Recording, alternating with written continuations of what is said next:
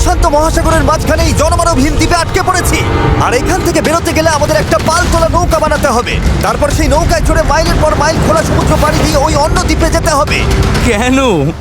কারণ দর্শক আমাদের কষ্ট দেখতে পছন্দ করে। চলো তাহলে শুরু করা যাক। কি খুঁজছি? পালতোলা নৌকা তৈরির জিনিসপত্র। তোমরা কি কখনো আগে নৌকা চালিয়েছো? না না। জানি আমাদের একটা ক্যাম্প বানাতে হবে। আমি এখনই ঘামতে শুরু করেছি। মনে হয় এই জায়গাটা ক্যাম্প করার জন্য ভালো হবে। হ্যাঁ, এখানেই করা যায়। তোমরা দেখতে পাচ্ছ না কারণ এটা একটা 3D অ্যানিমেশন, কিন্তু আমাদের এরকমই বানাতে হবে। এটা তো অসম্ভব। মানে এটা বানাতে না পারলে আমরা এখানেই আটকে থাকবো। আমার মনে হয় তুমি সত্যি পাগল হয়ে গেছো। নৌকাটা বানানোর আগে আমাদের কিছু সরঞ্জাম জোগাড় করতে হবে এবং একটা শেল্টার বানাতে হবে, যাতে এই দ্বীপে ফেঁসে যাবার আগেই আমরা এখান থেকে বেরোতে পারি। আমরা এই চ্যালেঞ্জটা করছি কারণ আমি সব সময় ভাবতাম যদি আমি আর আমার বন্ধুরা কোনো দ্বীপে আটকে পড়ি আমরা কি পালাতে পারবো। হ্যাঁ, সবারই একবার এটা ভেবে দেখা উচিত। আর তাই আমরা এই দ্বীপে থেকে বুড়ো হতে চাই না। আমাদের ক্যাম্প তৈরির কাজ বেশ ভালোই চলছে। আমরা ক্রেটটা খুলেছি যেখানে বেঁচে থাকার জন্য কিছু জরুরি জিনিস রয়েছে। এই জলটা দেখে হয়তো অনেক মনে হচ্ছে, কিন্তু আপাতত এটাই আমাদের একমাত্র সম্বল। আর সত্যি বলতে এটা বানাতে আমাদের কতদিন লাগবে আমি নিজেও জানি না, কারণ বাস্তবে তো আমরা একদল ইউটিউবার যারা শূন্য থেকে একটা শেল্টার বানানোর চেষ্টা করছি। দেখো, এটা একটু উঁচুতে বসানো উচিত। চ্যান্ডলার, একটা আইডিয়া আছে। তাই নাকি? চলো করা যাক। এই তো ধরে ফেলেছি। চ্যান্ডলার, গিটটা কতদূর বাঁধা হলো? আমাকে ফেলে দিও না। আমি আর ধরতে পারছি না, কিন্তু ওকে নামাবো কিভাবে? বসো, বসো। একটা ক্যাম্প বানাতে যদি এই অবস্থা হয় তাহলে আমরা নৌকাটা বানাবো কিভাবে? হ্যাঁ, কি যে হবে। এতে অনেক সময় লাগতে পারে। বেশ। হ্যাঁ, সেটা দেখে ভালো করে বুঝতে পারা যাচ্ছে, কিন্তু এটা তো কেবলমাত্র শুরু ছিল। আমরা তখনও জানতাম না এই চ্যালেঞ্জ আমাদের সহ্যের সীমা ছাড়িয়ে যাবে আর একটা দল হিসেবে বেঁচে থাকার ইচ্ছের পরীক্ষা নেবে। আমাদের দাঁড় টানতে হবে। করো। সূর্যাস্ত খুব তাড়াতাড়ি হয়ে গেল, তাই আমরা খুব সাবধানে আগুন জ্বালালাম। ওটা ফেলে দাও। আর তারপর একটা প্ল্যান করলাম। নোলান, তুমি কখনো নৌকা বানিয়েছো? না। চ্যান্ডলার, তুমি?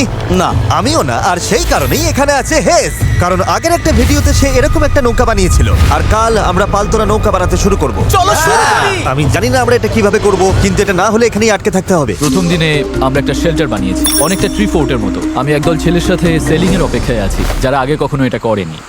যেহেতু হেজি একমাত্র জানে সে কি করছে, তাই দ্বিতীয় দিন সকালে সেই একমাত্র ছিল যে নৌকার কাজ করছিল। কি করছো ভাই? এখান থেকে যাওয়ার চেষ্টা করছি। সবাই তো এখনো ঘুম থেকে উঠতেই পারেনি, তুমি বোট বানাচ্ছো? করছোটা কি? এটা আমাদের ছোট্ট একটা মডেল।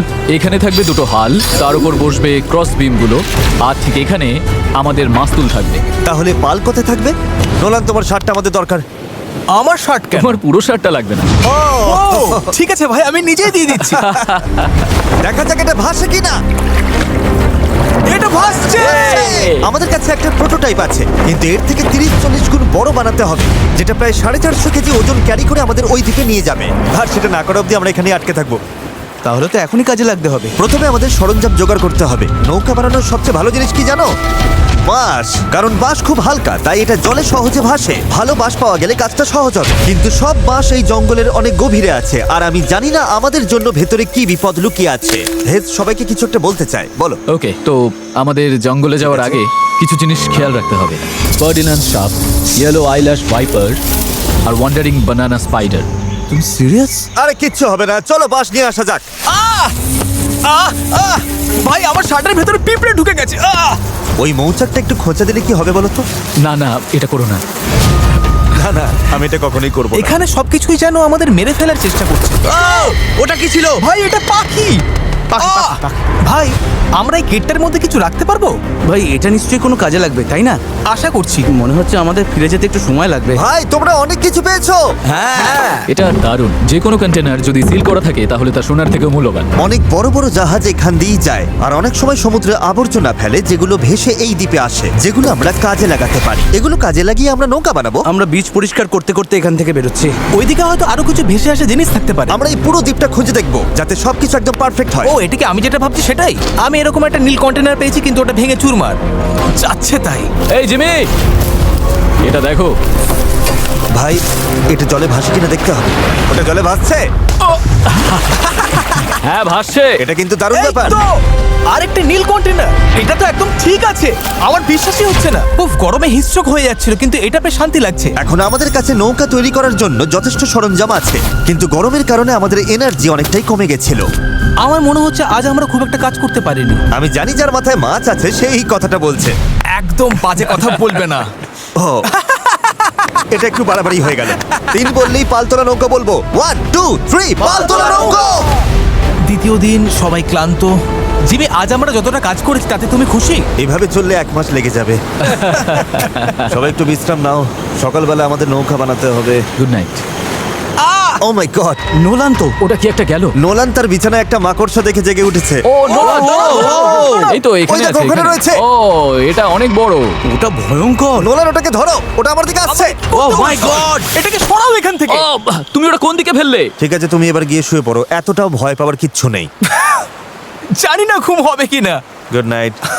ও তো এখনো ঘুরে বেড়াচ্ছে। পরের দিন সকালে গতকালের মতো রোদে পড়ার ইচ্ছে আমাদের ছিল না, তাই ঠিক করলাম বিচে যেখানে ছায়া আছে সেখানে গিয়ে আমরা কাজটা শুরু করব। এই দ্বীপে কতটা গরম পড়ে সেটা ভাষায় প্রকাশ করা যাবে না, তাই আমাদের ছায়ায় কাজ করতে হবে যাতে আমরা আরো বেশি সময় ধরে কাজ করতে পারি। আর নতুন জায়গায় যাওয়ার পথে জ্যাকপট।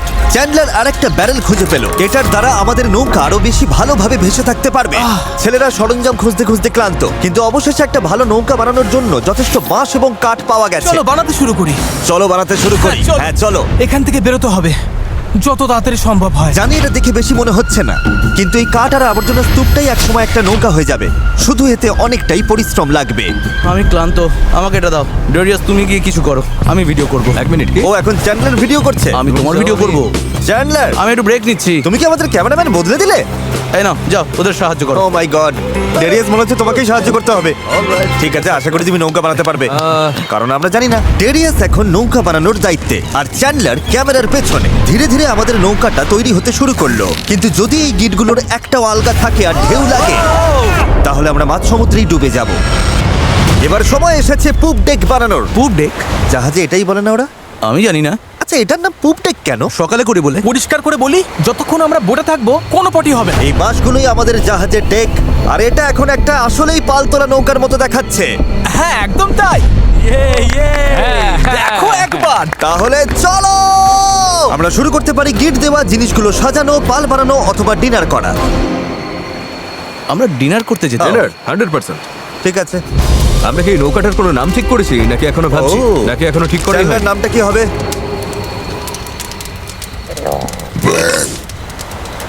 ঠিক আছে, তাহলে এটাই নাম। পরের দিন সকালে হেজ জোয়ার ভাটার একটি সময় হিসাব করলো। যখন জোয়ার আসে আর ভাটা নামে তখন জল অনেকটা দূরে সরে যায়, তাই আমরা যদি ঠিক সময়টা ধরতে পারি তাহলে স্রোত আমাদের সমুদ্রে নিয়ে যাবে। কিন্তু হাওয়া বা স্রোত ভুল হলে আমরা ইঞ্জিন থাকলেও কোনোভাবে ওই দ্বীপে পৌঁছতে পারবো না।